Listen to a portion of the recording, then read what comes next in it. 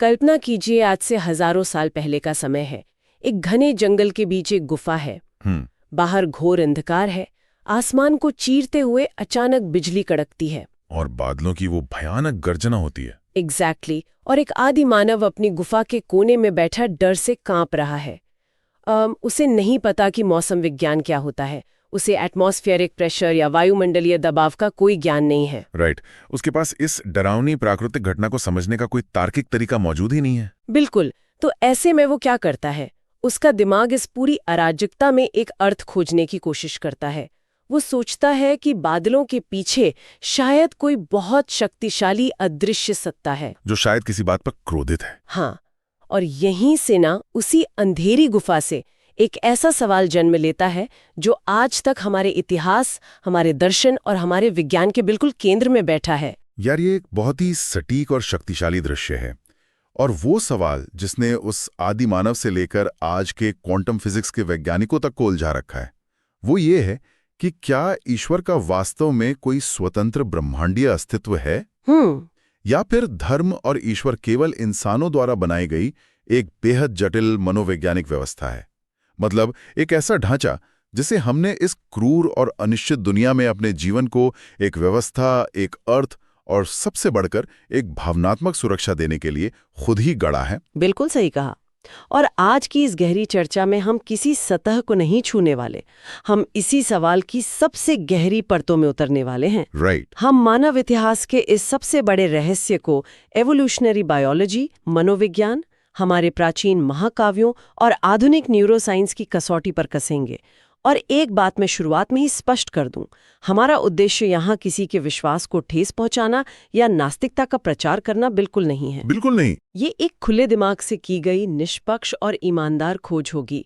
हम बस स्रोत सामग्री और अलग अलग विचारों का विश्लेषण कर रहे हैं। और ऐसी खुली चर्चा ना आज के समय में बहुत जरूरी है। अक्सर जब ईश्वर या धर्म की बात आती है तो लोग तुरंत अपने अपने खेमों में बढ़ जाते हैं। हाँ, या तो पूर्ण अंधविश्वास या फिर पूर्ण नास्तिकता। एग्जैक्टली।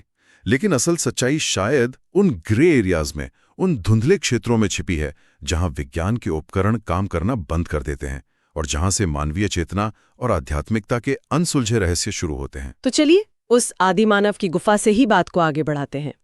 मानव इतिहास में धर्म की उत्पत्ति को लेकर मुझे इवोल्यूशनरी बायोलॉजी का एक सिद्धांत बहुत दिलचस्प लगता है। वैज्ञानिक इसे हाइपर एक्टिव एजेंसी डिटेक्शन कहते हैं। अच्छा, मतलब हर चीज के पीछे किसी कर्ता या एजेंट को खोजने की इंसानी फितरत। हाँ, इसे ऐसे समझते हैं। मान लीजिए हमारा वो आदि मानव पूर्वज जंगल में चल रहा है और अचानक पास की झाड़ी हिलती है। अब उसके पास दो विकल्प हैं। या तो वो सोचे कि ये सिर्फ हवा है, या वो सोचे कि वहां कोई शेर छिपा है। अब जो आदि मानव ये सोचता है कि वहां शेर है, भले ही वहां सिर्फ हवा हो, वो भागकर अपनी जान बचा लेता है। और जो सोचता है कि सिर्फ हवा है और अगर सच में वहां शेर निकल आया तो वो मारा जाता है। एग्जैक्टली।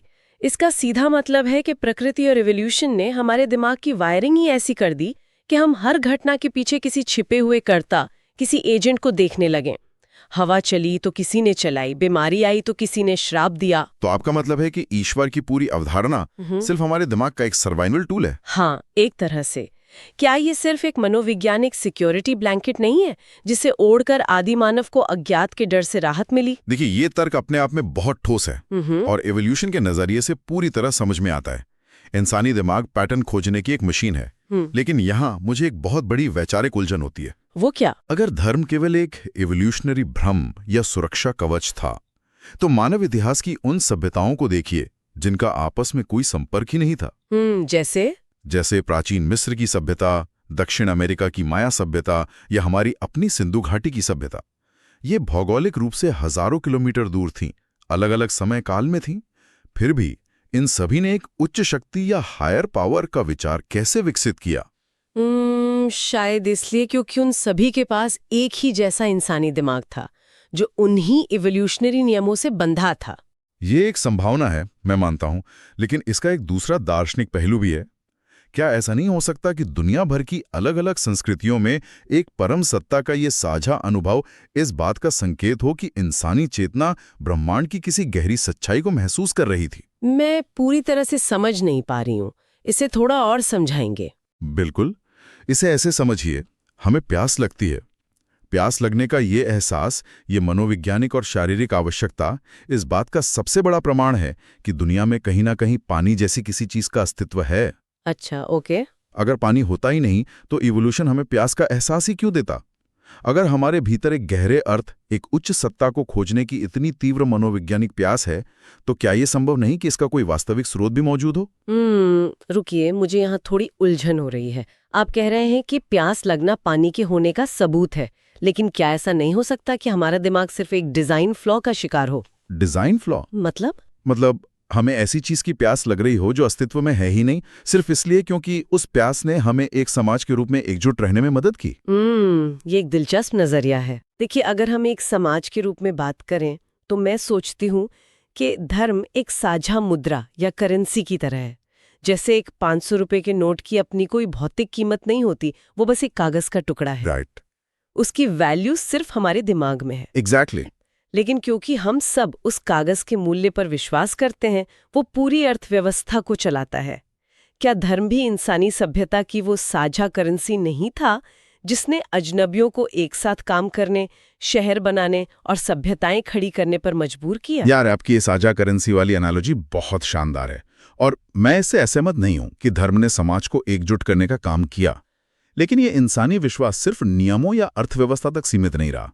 तो और कहाँ तक गया? इन मनोवैज्ञानिक जरूरतों और सामाजिक ढांचों ने एक बहुत ही गहरा कलात्मक और दार्शनिक रूप ले लिया, और यहीं से जन्म होता है हमारे महाकाव्यों का। बिल्कुल। जब हम रामायण और महाभारत जैसे महाकाव्यों की बात करते हैं ना, तो अक्सर लोग इस बहस में उलझ जाते हैं कि क्या ये लिटरली इतिहास है या पूरी तरह से मिथक है, जो कि मुझे लगता है कि गलत सवाल है। हाँ, मुझे भी लगता है कि ये बहस ही गलत दिशा में है।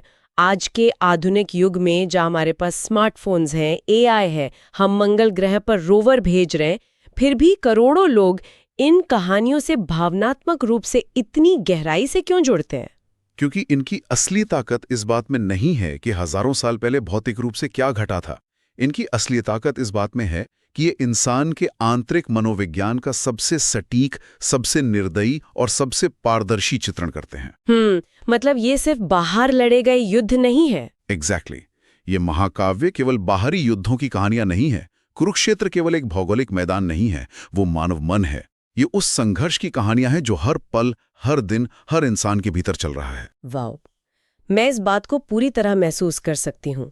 अगर हम इन ग्रंथों के पात्रों को सिर्फ धार्मिक हस्तियों के रूप में न देखकर मनोवैज्ञानिक आर्कीटाइप्स के रूप में देखें, तो बहुत सी परतें खुलती हैं। बिल्कुल खुलती हैं।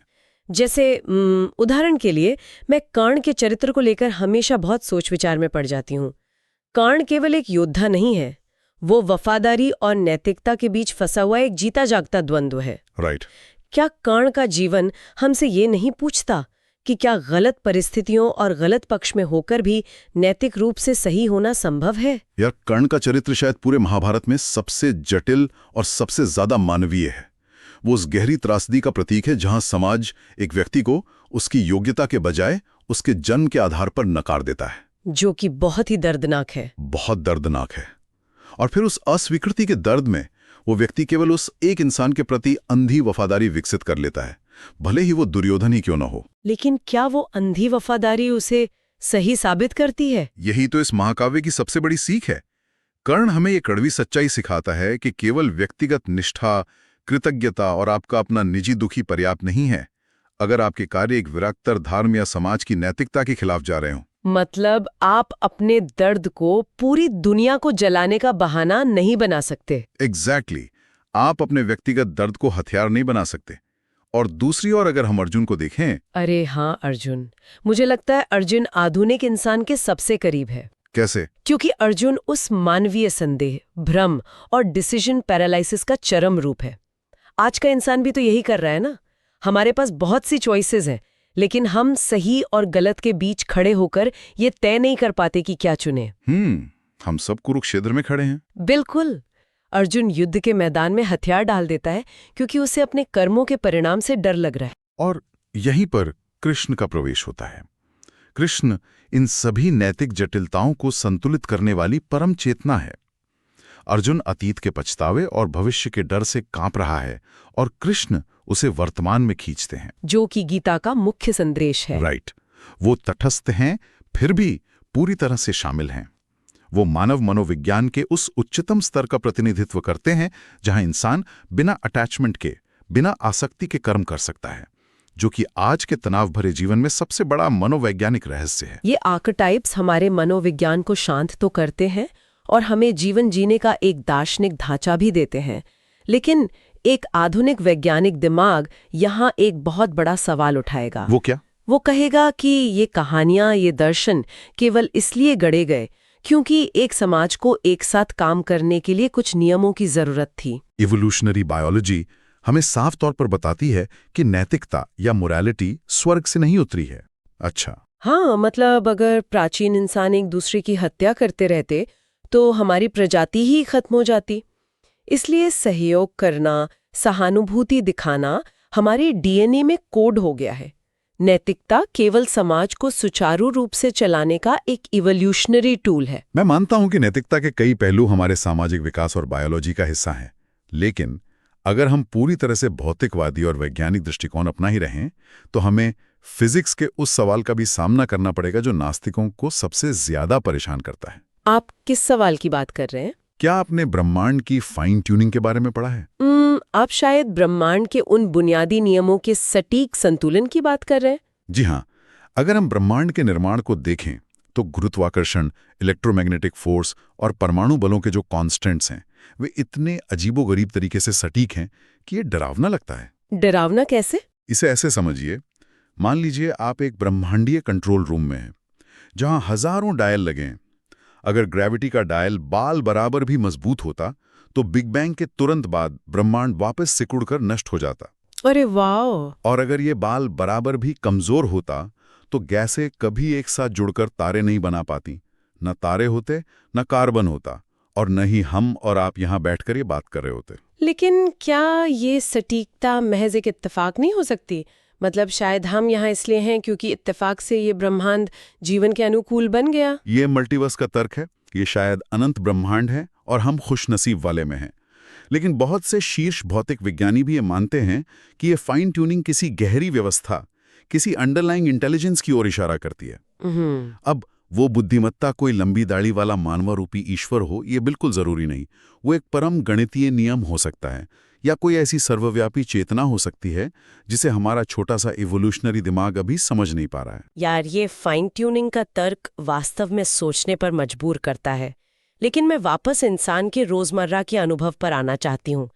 विज्ञान शायद ब्रह्मांड की शुरुआत समझा दे, लेकिन वो इंसान के दुख को नहीं समझा पाता। ये बहुत गहरी बात कही है आपने। मुझे लगता है कि ईश्वर और धर्म आज भी इसलिए टिके हुए हैं क्योंकि जब इंसान के जीवन में अत्यधिक दुख आता है तो प्रार्थना करना केवल इंसान का एक पैनिक बटन दबाना है। Panic button? हाँ, मतलब शायद जो लोग हमें सुन रहे हैं वो इस बात से सहमत होंगे कि जब हमारी कार का टायर बीच हाईवे पर रात के 2 बजे पंक्चर हो जाता है और फोन में बैटरी नहीं होती तो भगवान याद आते हैं। हाँ, तब अचानक से सबसे कट्टर नास्तिक को भी ऊपर वाला याद आ जाता है।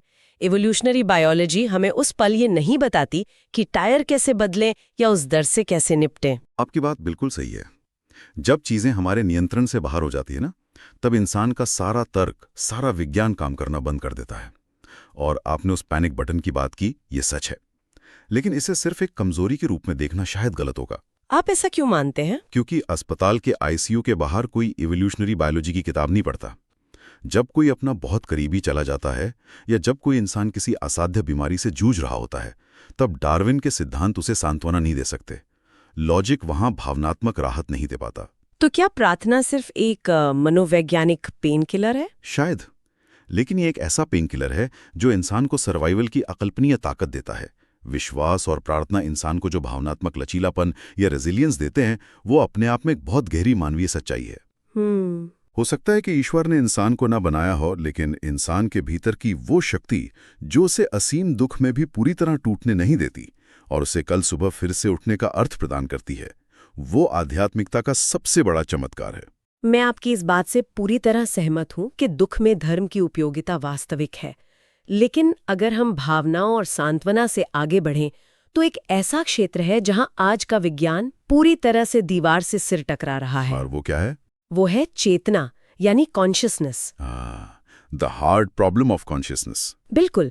आधुनिक न्यूरोसाइंस का मुख्य तर्क ये है कि चेतना पूरी तरह से हमारे मस्तिष्क की भौतिक बनावट का एक प्रोडक्ट है। इसे मैं एक कंप्यूटर की एनालॉजी से समझती हूँ। बताइए। विज्ञान कहता है कि हमारा दिमाग एक हार्डवेयर है और हमारी चेतना, हमारे विचार, हमारी भावनाएं, हमारे सपने सिर्फ उसका सॉफ्टवेयर है। ये सॉफ्टवेयर न्यूरॉन्स की जटिल फायरिंग से पैदा होता है। Right, biological machine. हाँ, और जैसे ही कंप्यूटर का प्लग निकाला जाता है, यानी इंसान की मृत्यु होती है, तो हार्डवेयर काम करना बंद कर देता है और वो सॉफ्टवेयर हमेशा के लिए खत्म हो जाता है, डिलीट हो जाता है। कोई आत्मा नहीं, मृत्यु के बाद का कोई जीवन नहीं, सब खत्म। ये आज के मेन स्ट्रीम विज्ञान का सबसे हावी दृष्टिकोण है। लेकिन प्राचीन सभ्यताओं ने, विशेषकर भारतीय और पूर्वी दर्शन ने, चेतना को बिल्कुल अलग ढंग से समझा था। और आपकी इस कंप्यूटर वाली एनालॉजी के जवाब में मैं एक दूसरी एनालॉजी रखना चाहूंगा। कौन सी? रेडियो रिसीवर की एनालॉजी। रेडियो रिसीवर, ये कैसे काम करता है इस संदर्भ में? कल्पना कीजिए एक व्यक्ति जिसने जीवन में कभी रेडियो नहीं देखा। उसे एक पुराना ट्रांजिस्टर मिल जाता है। वो उसे खोलता है, उसके भीतर के तार देखता है, सर्किट देखता है और सोचता है कि संगीत इन्हीं तारों के आपस में टकराने से पैदा हो रहा है। ओके। अगर कोई तार टूट जाता है और संगीत बजना बंद हो जाता है, तो वो वैज्ञानिक निष्कर्ष निकालता है कि संगीत मर गया। आधुनिक न्यूरोसाइंस शायद ठीक यही कर रहा है। क्या हो अगर हमारा दिमाग एक जनरेटर न होकर सिर्फ एक रेडियो रिसीवर हो? अरे वाह, मतलब चेतना दिमाग में पैदा नहीं हो रही है, बल्कि कहीं और से आ रही है। ठीक कहा। क्या हो अगर चेतना वो सिग्नल हो जो किसी विस्तृत ब्रह्मांडीय स्रोत से आ रहा हो? दिमाग केवल उस चेतना को ग्रहण करने और उसे एक व्यक्तिगत रूप देने का यंत्र हो। जब रेडियो टूट जाता है, यानी शरीर की मृत्यु हो जाती है, तो उस कमरे में संगीत बजना बंद हो जाता है। लेकिन इसका मतलब ये कतई नहीं है कि वो सिग्नल या वो ब्रॉडकास्ट ही खत्म हो गया। वो सिग्नल हवा में अब भी मौजूद है। यार, ये एक बहुत ही थॉट प्रोवोकिंग दृष्टिकोण है। और सच कहूं तो विज्ञान अभी तक ये साबित नहीं कर पाया है कि भौतिक चीजों से, यानी न्यूरॉन्स से, एक गैर भौतिक अनुभव कैसे पैदा होता है। एग्जैक्टली। मतलब विज्ञान ये बता सकता है कि जब मैं गुलाब सूंघती हूँ तो दिमाग का कौन सा हिस्सा सक्रिय होता है, लेकिन वो ये नहीं बता सकता कि गुलाब की खुशबू का वो जो एहसास है वो कहाँ से आता है। यही तो वो हार्ड प्रॉब्लम है। और आपका ये रेडियो रिसीवर का सिद्धांत हमें नियर डेथ एक्सपीरियंसेस जैसी घटनाओं को समझने का एक नया नजरिया देता है। हाँ, एनडी। ऐसे हजारों दर्ज मामले हैं जहां लोग कार्डियक अरेस्ट के बाद क्लिनिकली डेड घोषित कर दिए गए। उनके दिमाग में कोई इलेक्ट्रिकल एक्टिविटी नहीं थी, यानी रेडियो का प्लग निकल चुका था। राइट। फिर भी जब वे वापस आए तो उन्होंने बेहद स्पष्ट और विस्तृत अनुभवों का दावा किया। न्यूरोलॉजी के हिसाब से एक बंद दिमाग में ऐसे स्पष्ट अनुभवों होना असंभव है। तो ये इशारा करता है कि चेतना शायद शरीर के बिना भी अस्तित्व में रह सकती है। और शायद यही विचार प्राचीन काल में कर्म, फ्री विल और पुनर्जन्म जैसी अवधारणाओं का आधार बना। बिल्कुल। रेडियो की फ्रीक्वेंसी को एक अलग स्तर पर ट्यून करने की कोशिश कर रहे थे, जहां उनका अपना अहंकार विसर्जित हो जाए और वे उस असीम सिग्नल को महसूस कर सके। और इसलिए विज्ञान और आध्यात्मिकता को एक दूसरे का दुश्मन मानने के बजाय हमें उन्हें सत्य को खोजने के दो अलग अलग औजार मानना चाहिए। विज्ञान हमें ब्रह्मांड का कैसे बताता है, कि चीजें कैसे काम करती हैं, और दर्शन और अध्यात्म हमें उसका क्यों समझाने की कोशिश करते हैं, कि आखिर हम यहाँ क्यों हैं और हमारे जीवन का अर्थ क्या है। यार, ये एक बहुत ही खूबसूरत निष्कर्ष है। हमने आज सचमुच एक बहुत गहरी और लंबी यात्रा तय की। बिल्कुल। उस आदिमानव की डरी हुई गुफा से लेकर महाभारत के मनोवैज्ञानिक कुरुक्षेत्र तक, और फिर एवोल्यूशनरी बायोलॉजी से होते हुए चेतना के एक ब्रह्मांडीय रेडियो तक। इस पूरी चर्चा से ये तो स्पष्ट है कि ईश्वर है या नहीं, ये सवाल केवल एक हाँ या ना में नहीं समेटा जा सकता। सत्य हमेशा जटिल होता है और शायद हमारी समझ की वर्तमान सीमाओं से कहीं आगे है। बिल्कुल सही। तो इस गहरी चर्चा को समाप्त करते हुए हम उन सभी लोगों के लिए जो हमें सुन रहे हैं, सोचने के लिए एक नया और थोड़ा उकसाने वाला विचार छोड़ना चाहते हैं। आज हमने ये गहराई से परखा कि इवोल्यूशन के नजरिए से शायद इंसानी दिमाग ने ही अपनी मनोवैज्ञानिक शांति, अपनी सुरक्षा और एक सिक्योरिटी ब्लैंकेट के लिए ईश्वर, धर्म और इन भव्य महाकाव्यों की रचना की है। ये पूरी तरह से संभव है। हाँ। लेकिन जरा रुक कर सोचिए, अगर पल भर के लिए ये मान भी लिया जाए कि ये पूरी तरह सच है कि ईश्वर दिमाग की उपज है, तो फिर उस इंसानी दिमाग को किसने बनाया? राइट।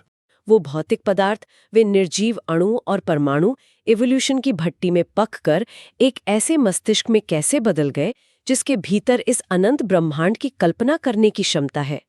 एक ऐसा दिमाग जिसके भीतर समय, नैतिकता, करुणा, आत्मत्याग और एक सर्वोच्च सत्ता की परिकल्पना करने की असीम गहराई मौजूद है। अगर भगवान सिर्फ एक भ्रम है, तो वो दिमाग अपने आप में ही इतना बड़ा चमत्कार कैसे हो सकता है जो ऐसे भव्य भ्रम रच सके? ये सोचने वाली बात है। क्या ये संभव है कि हम खुद ही वो ब्रह्मांड हैं जो खुद को समझने की कोशिश कर रहा है? जो लोग हमें सुन रहे हैं, इस पर विचार जरूर कीजिएगा।